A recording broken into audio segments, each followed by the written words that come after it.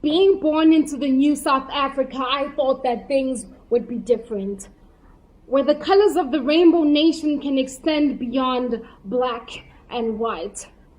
But right in between the colors black and white is the color gray, a color I call the audacity of doubt.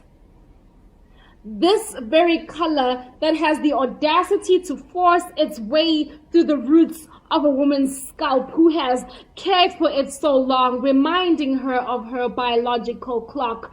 This is the color I call audacity. The audacity to see me covered from head to ankle, wearing my symbol of submission, and you turn around and ask me, "Are you Muslim?" Now let me get this straight. Being that the crown that exists beneath my scarf that twists and turns into an infinite kingdom as if unsure about which journey of greatness to embark. My melanin production has seemed to make you question my intentions for choosing to represent this religion. So then you ask me, "Are you a Sadaqa Muslim?" This is the color I call audacity, knowing well that like you, I am a descendant from Adam, molded from clay. Forehead, hands, knees, and toes have been molded to pray. But something about my 50 shades of black has made you 50 shades of gray in doubt. This is the color I call audacity. The piercing answer that exists in the pupil of my eye. You know very well that this non-verbal reply knows no lie, and I've searched myself behind your pupil, trying to decipher the image you see when you look at me, that has somehow convinced you that I am not worthy of the universal greetings of peace. When I say Assalamu alaikum and you just look at me, you just look at me, I compose myself and remind myself I need to give you your third excuse out of the 72. But then you ask me, "Were you born a Muslim?"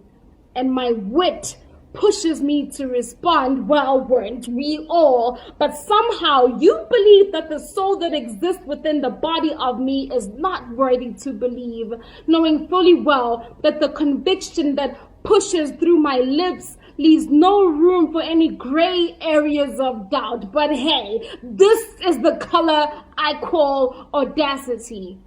But sister, where are you from? Kenya, Ethiopia, Nigeria, Uganda, or any other place that makes you comfortable and removes me from the birthplace of my descendants. This is the birthplace of my descendants, and you have the audacity to ask an African in Africa where they come from.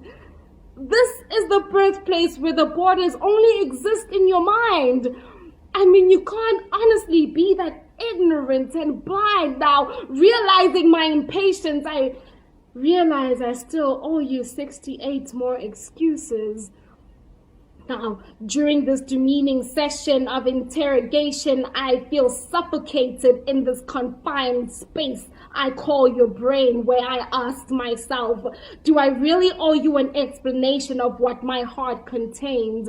Do I really need to cut myself open to show you that Islam runs through my veins? But this is the color I call audacity.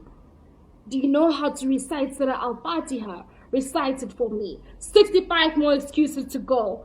Are you related to the Mu'adhin? 64. What is your Muslim name? 63. My Muslim name is Dineo. My mother has breathed these syllables of beauty into my skin. Little do you know that Musiso and Muhammad mean the same thing.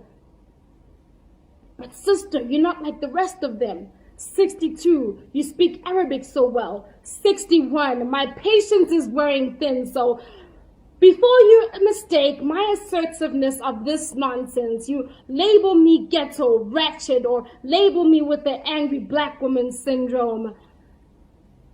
As I walk into the masjid to increase my supplication, you ask me, Are you here for zakat?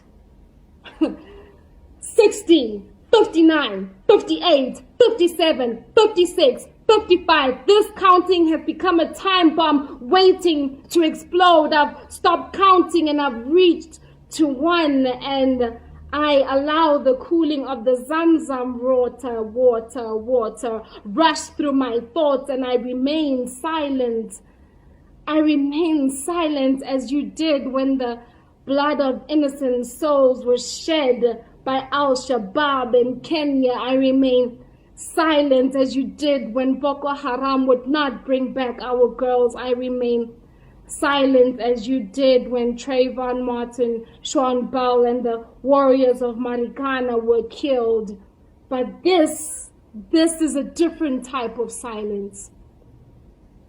This is a different type of silence, and it angers me that you only value my boombox when I'm chanting free, free Palestine, or when I'm causing the destruction between Shia and Sunni, or when I'm vocal about any other struggle that has nothing to do with my own people. Save Yemen, save Syria, save India, save Pakistan, everywhere else except Africa.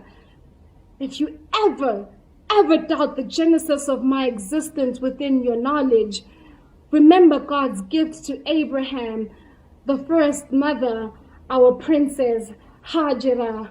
Remember her 50 shades of thirst, and remember her 50 shades of black, molded from the soil that you walk on so freely that makes you question me. This is the soil where the roots of my faith begin. Peace.